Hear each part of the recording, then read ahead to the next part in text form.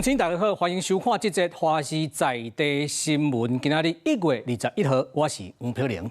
新闻一开始咧，咱镜头来看，台东有乡亲咧开车，伊这个头前画面竟然看到这台厢仔车后斗开，详细来看，有注意到无？内底坐2个人，这2个人是坐轮椅啦。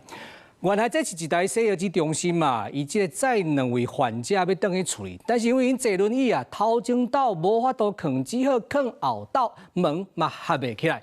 虽然讲西药机中心有讲哦，这安全已经处理好啊，不过对这个画面来看，这犹原算是危险驾驶哦。赛车上路想要到头前这台受刑的车后车斗的门开，看着就真。车顶有2台轮椅，搁有2个有回病患，和民众替因伫紧张。对，我早起要去送货啊，拄着斗门无关啊，真恐怖啊呢。今日台东县卑南乡滨朗路段有乡亲讲，送外送的时看到这台受刑车后门开，和民众唔敢超车，就惊讲若打洞啊，也是转弯的时，恐惊后果不堪设想。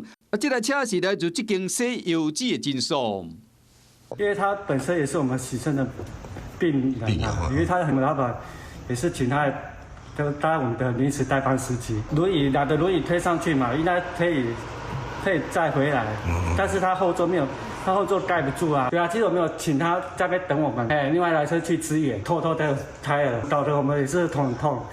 标准的作业流程是将轮椅的病患推到头前坐，将轮椅收起到后斗放，用锁保护条。这摆2位病患拢因为人无爽快，无在了坐头前，司机才将因锁去后斗。不过呢，安全的措施拢有。真的无法上市到某位轮椅车，然后我们会给他固定摆在轮椅的手把上，然后前后轮椅做前后固定。不过，司机为了方便，无关后斗的上路已经违法啦。该车驾驶后车门未关驾驶上路，有违反道交条例第30条等相关情事，可处新台币3000元以上18000元以下罚款。如果造成事故的话，要负过失伤害刑事责任，并吊扣驾照1年；致人重伤或死亡者，吊销其驾驶执照。受刑车违规上路，加在无发生意外，行车安全真要紧，尤其是在行动不方便的人，更加爱惜人。